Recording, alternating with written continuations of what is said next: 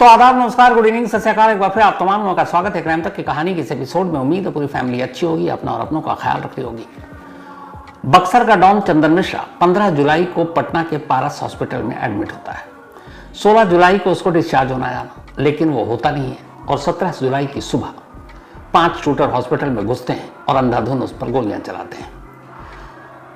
पटना के इस पारस हॉस्पिटल में उसका एडमिट होना, नेक्स्ट डे उसका वहां रुक जाना, डिस्चार्ज होने के बावजूद हॉस्पिटल न छोड़ना और उसके अगले दिन ये शूट आउट, इन सब के पीछे की कहानी क्या है? किसे पता था कि वो इस हॉस्पिटल में जाने वाला है? किस किस को मालूम था कि वहाँ एक दिन एक्स्ट्रा रुकेगा? और किसको पता था कि वो 17 जुलाई की दोपहर को डिस्चार्ज होगा और उससे पहले ये सब कुछ काम करना है? ये पूरी कहानी, पूरी साजिश, कैसे साजिश रची गई चंदन मिश्रा को मारने की, कैसे दो दोस्त दुश्मन बन गए, कैसे दो दोस्त जिन्होंने सारे जुर्म एक साथ तब से शुरू किए जब वो नाबालिग थे और तब तक दोस्त रहे जब तक जेल के बाहर थे, लेकिन जेल के अंदर जाते ही दो दोस्त कैसे दुश्मन बन गए, ये पूरी कहानी आपके सामने पेश करूं। 3 तस्वीरें उससे पहले दिखाना चाहता हूं। ये पहली तस्वीर 17 जुलाई थर्सडे यानी गुरुवार की सुबह करीब 7:13 की है।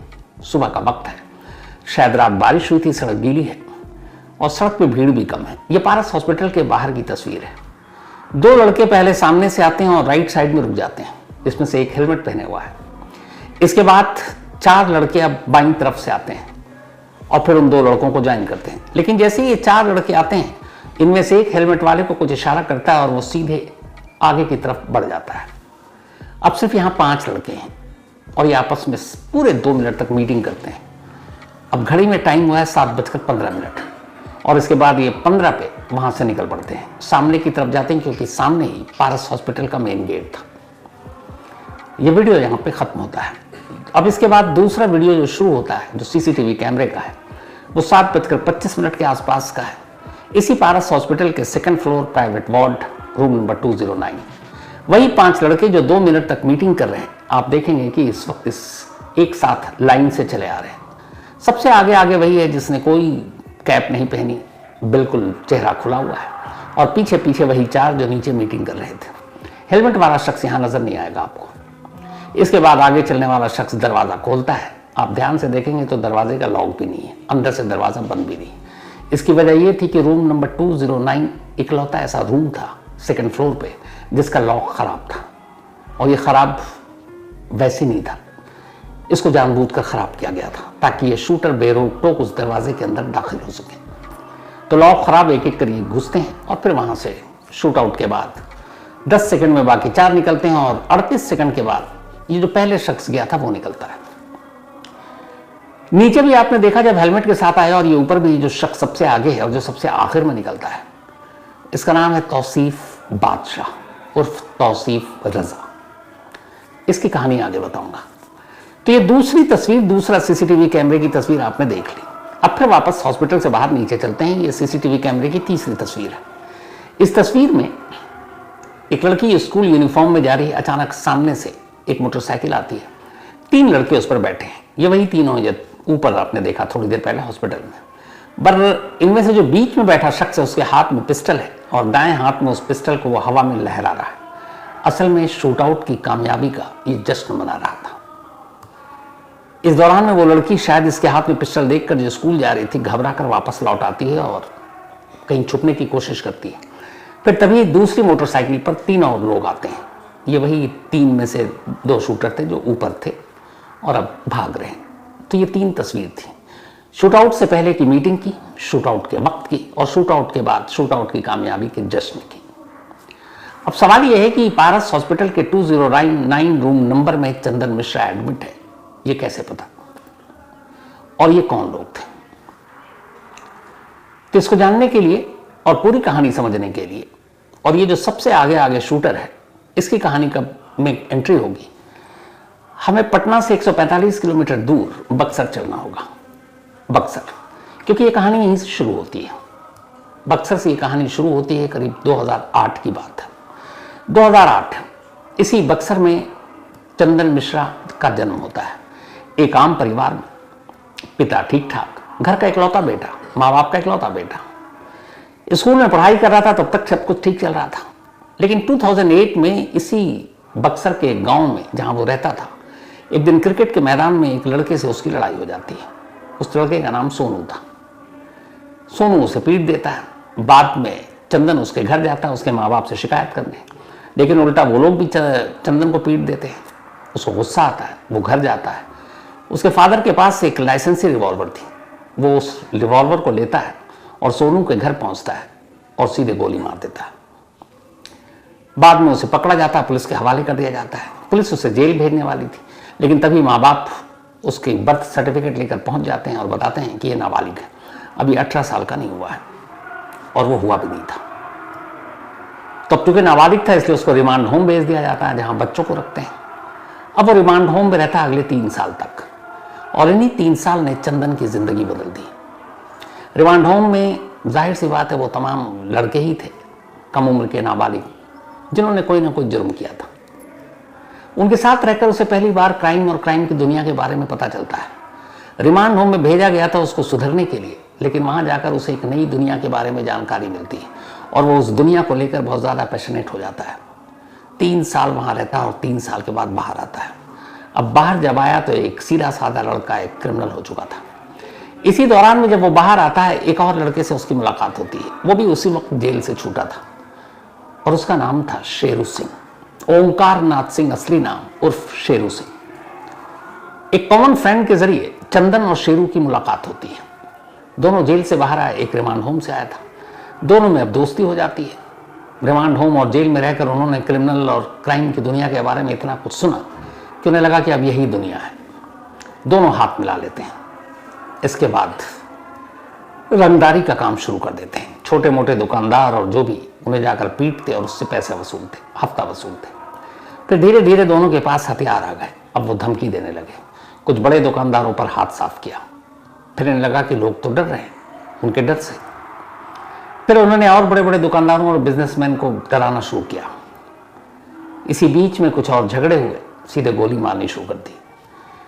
फिर अचानक इन दोनों ने अपने गैंग की एक खास चीज अपनाई।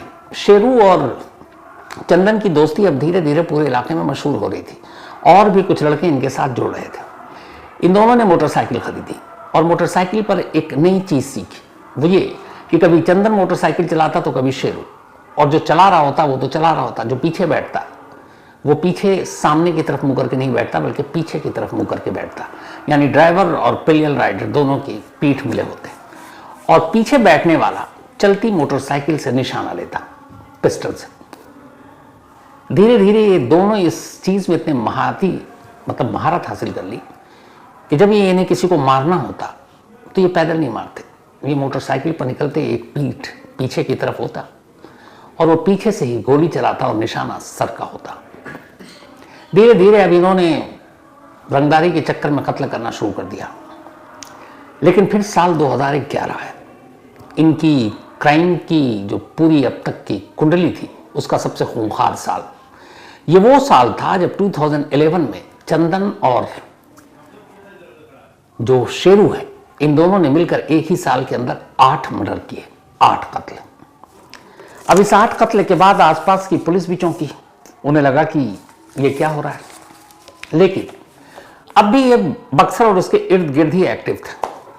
फिर तभी एक मर्डर होता है, 8वां मर्डर। 7 ही कर चुके थे 2011 में। राजेंद्र केसरी एक चूना के व्यापारी थे, बिजनेसमैन, अच्छा खासा पैसा था।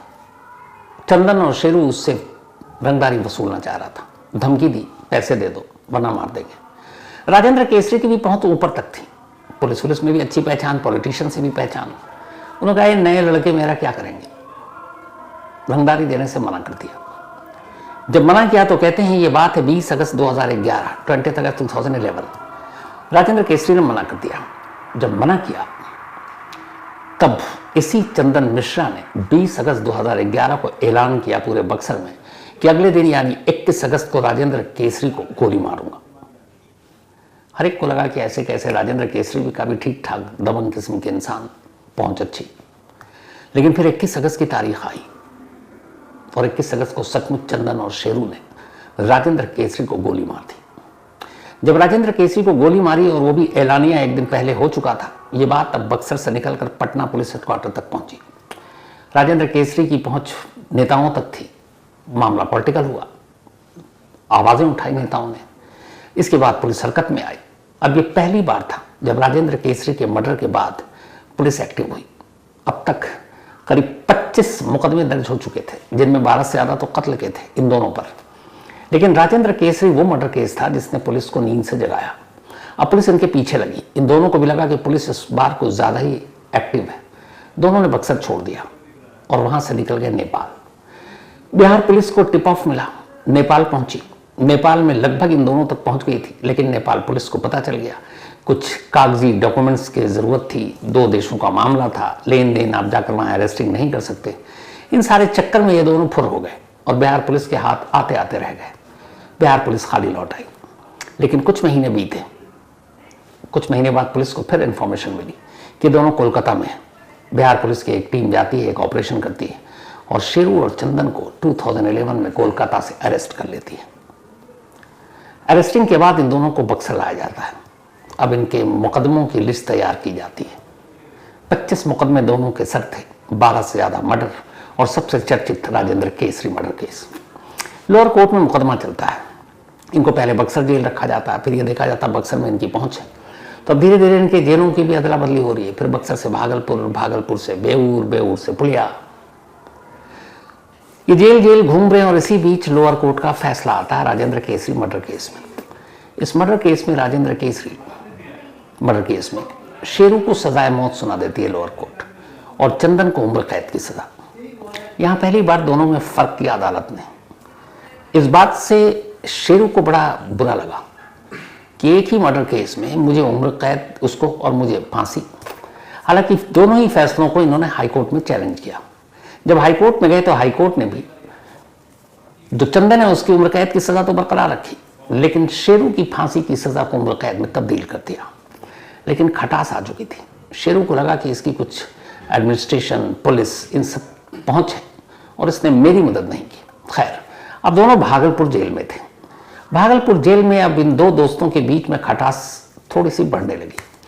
पहली वजह थी पैसे। इन दोनों ने जितनी भी रंगदारी से पैसे वसूले, लूटपाट की, उसमें अब लगता था शेरू को कि कुछ पैसे चंदन ने कम दिए और चंदन को लगता था कि शेरू ने कुछ पैसे कम दिए, हिस्सा नहीं दिया। पहली चीज ये आई। दूसरी चीज ये हुआ इस दौरान में, जब जेल जाने से पहले चंदन की परिवार की एक लड़की थी जिसके साथ शेरू की नजदीकियां थी। ये बात चंदन को पता चली। दोनों दोस्त थे लेकिन दोनों की जातियां अलग थी। ये बात चंदन को नागवार गुजरी। अब इधर जेल में है। जेल जाने के बाद अब उधर बक्सर पुलिस ने चंदन और शेरू गैंग के ऊपर दबिश डालनी शुरू की। लेकिन इत्तेफाक से जितने लोग शेरू के करीब थे, जो लड़के, वो सब एक एक कर इनकाउंटर में मारे गए या जेल के अंदर पहुंच गए। जबकि जो चंदन गैंग से जुड़े हुए लड़के थे उनका कुछ नहीं हुआ, वो सब सेफ बाहर, कोई इनकाउंटर में नहीं मारा गया। अब शेरू के पास उसके लड़के शिकायत लेकर आते कि भैया पुलिस सिर्फ हमारे लड़कों को मार रही है, हमारे लड़कों को उठा रही है, चंदन भैया के लड़कों को कुछ नहीं कर रही है। शेरू के मन में और शक पैदा हुआ कि ये सब कुछ चंदन करा रहा है, चंदन पुलिस से मुखबिरी करा रहा है, चंदन उनके लड़कों को मरवा रहा है। अब रिश्ते और खराब होने शुरू हो गए। इसी बीच भागलपुर जेल में रहते हुए चंदन ने सोशल मीडिया अकाउंट पर कई तस्वीरें डाल दी जेल से ही, जबकि शेरू को यह कभी सुविधा नहीं मिली। फिर खटास आया कि इसकी जेल के अंदर भी अच्छी पहुंच है और जेल में जेल के स्टाफ इसके साथ अच्छा बर्ताव करते हैं, मेरे साथ अच्छा बर्ताव नहीं करते। यहां भी खटास पैदा हुआ। फिर धीरे धीरे ये हुआ कि अब दोनों में दुश्मनी हो चुकी थी। जेल को भी लगा कि अब ये दोनों दुश्मन हो गए, एक साथ रखना ठीक नहीं है। इसके बाद पहली बार ऐसा हुआ कि जब इन दोनों को अलग अलग जेलों में डाला गया। भागलपुर जेल से निकालकर चंदन मिश्रा को पटना के बेऊर जेल भेज दिया गया और शेरू को पुलिया जेल। दोनों वहीं थे। बंटवारा हो चुका था, गैंग अलग हो चुका था, दोस्त अब दुश्मन हो चुके थे। इसी बीच में अब तक जेल में रहते हुए इन लोगों को लगभग 14 साल बीत चुके थे। 11 गैंग में पकड़े गए थे, 25 आ गया, 14 साल। इन 14 सालों में जब 10 साल पूरे हो गए तो इन दोनों ने कई बार पेरोल के लिए अर्जी दी। कुछ परिवार में मौतें हुई, कुछ बीमार हुए, लेकिन हर बार अदालत ने चंदन और शेरू दोनों की पेरोल अर्जी खारिज कर दी।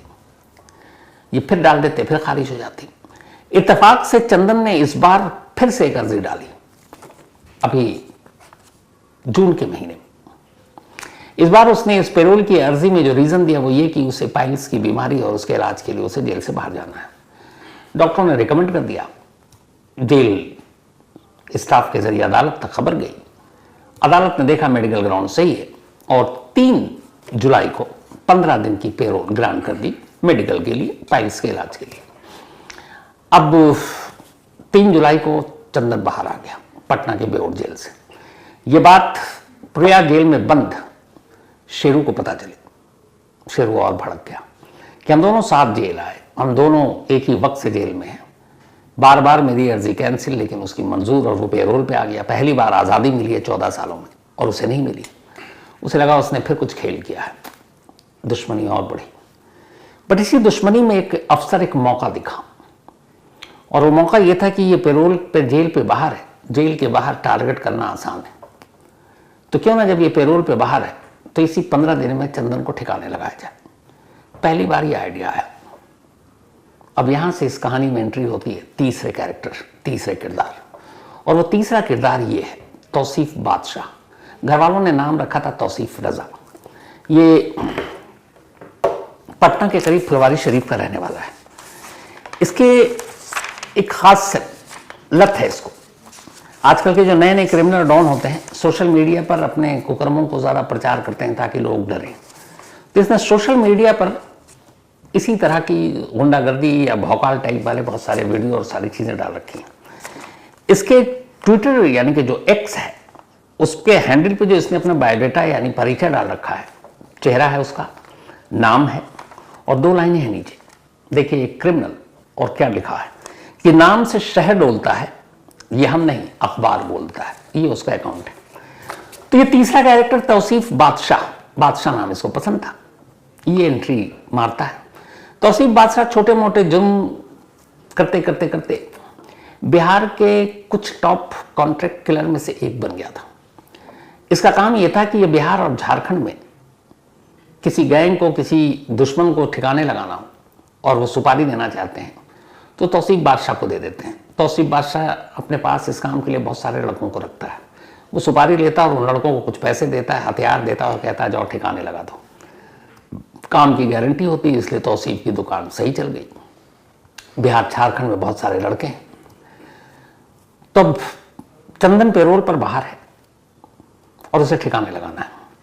लेकिन इत्तेफाक से चंदन जब बाहर निकला तो सीधे बक्सर पहुंच गया। बक्सर अपने इलाके में, उसके अपने लोग, जबरदस्त सुरक्षा, मौका है नहीं। अब वो इंतजार कर रहा है कि ये कब कहां। तभी 15 जुलाई को, चूंकि उसके लगातार उस पर नजर रखी जा रही थी, 15 जुलाई को पारस हॉस्पिटल में चंदन आकर एडमिट हो जाता है। यह खबर शेरू को मिलती है।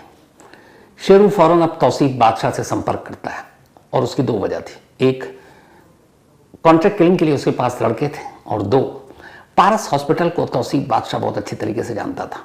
उसकी वजह ये थी कि उसके अपने फैमिली के मेंबर या दोस्त या रिलेटिव जो भी थे उनका इलाज पारस हॉस्पिटल में ही चलता था। वहां के स्टाफ से भी उसकी ठीक ठाक थी।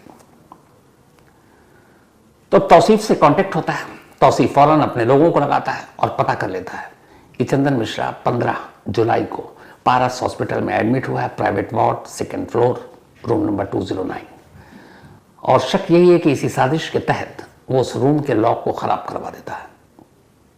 अब इसमें कोई मिली भगत हो किसी की, रूल आउट नहीं किया जा सकता। अब ये सब कुछ हो गया। नसीब देखिए कि 16 जुलाई को डॉक्टर डिस्चार्ज करने के लिए फोर्स करता है, लेकिन खुद चंदन मिश्रा डिस्चार्ज नहीं होता, कहता 17 को जाएंगे। अब इसके बारे में भी रिपोर्ट मिल चुकी है।